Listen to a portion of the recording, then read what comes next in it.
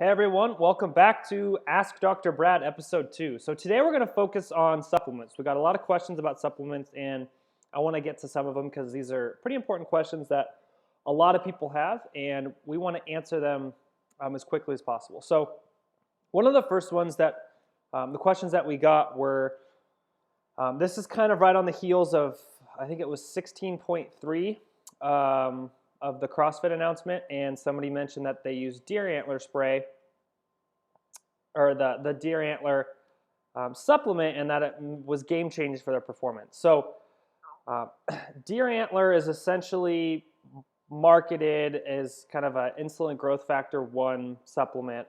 None of the research on it supports its claims currently. There have been some studies done by independent labs. One of my colleagues, Dr. Mike T. Nelson, has talked to the researchers who did the studies and found that there was no difference with people who supplemented it in well-controlled studies.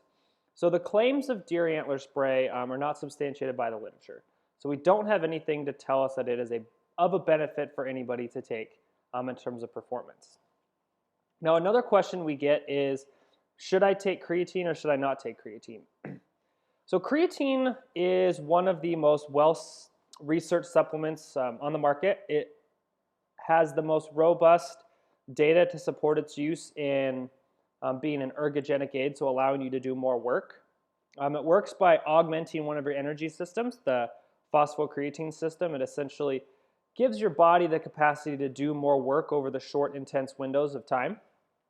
And, you know, there's no real documented side effects other than some gastrointestinal distress if you take it and you don't drink enough water, and also some water retention and some bloating are some of the other side effects. But those are more aesthetic side effects, and the GI distress is usually alleviated if you take it in smaller doses and if you take it with enough water.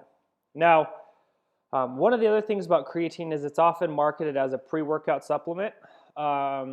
Creatine works by bioaccumulation, so essentially you need your muscles to just saturate with as much as you can before you get the optimal effect. And so this is accumulated over weeks or months of taking it. And so there's no real benefit to taking it pre-workout. Now one study has shown that actually taking creatine post-workout is more beneficial because it will increase the amount of creatine that's taken up in your muscle cells, most likely through post-exercise uptake of nutrients. So taking creatine post-workout is going to be more beneficial.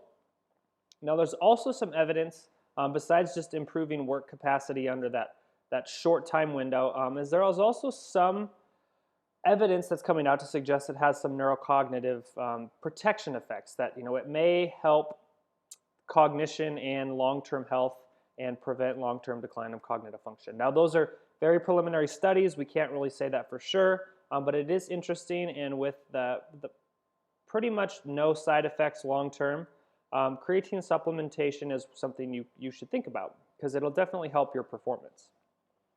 Now kind of what I like to call creatine's twin is beta-alanine. Works through a separate mechanism, but they go very nicely together as a supplement combination. We got questions about beta-alanine and whether they should take that. So beta-alanine is a molecule that is turned into another molecule in your body that helps reduce and prevent fatigue induced by exercise. And so essentially what it will do is it'll increase your work capacity a little bit by allowing you to work longer before you get that muscle fatigue. So when that burn sets in really bad and you can't keep training, beta-alanine helps with that a little bit. Now, beta-alanine is much like creatine, where it works by bioaccumulation, and it is also marketed as a pre-workout supplement through most supplement companies. And one of the reasons it's marketed like that is because when you take it in high doses, you get something called paresthesia. So it's kind of the itchy face feeling, I'll throw a fizz face in there for everybody from the Bay Area. So you get this kind of itchy face feeling, and it feels like it's doing something, but that's just a harmless side effect. It's uncomfortable. It doesn't do any damage, but it doesn't actually induce any benefit from that feeling. It's not a vasodilator. It's not anything that's going to do something like that. So it, like creatine, works by bioaccumulation. And it also has been shown that it can be augmented. So the loading of it into your muscle cells can be augmented by taking it with food.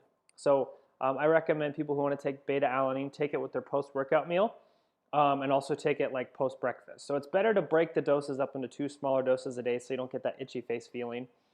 And it's best to take it with food. And I usually recommend people take it with breakfast because it's easy to remember while you're still home, you're not out running around, and then your post-workout meal. So whether it's you throw it in with your post-workout shake, you put it in your water, and you drink it with your meal, whatever it is. So that's what we recommend for that. So those are kind of the 3 supplements we wanted to tackle today. Due to the recent promotion on the CrossFit thing, the Deer Antler spray, we want to talk about that. Creatine is one of the most common questions we get, and beta-alanine. So hopefully that covers it, and that's episode 2 of Ask Dr. Brad. We'll see you guys in the next episode.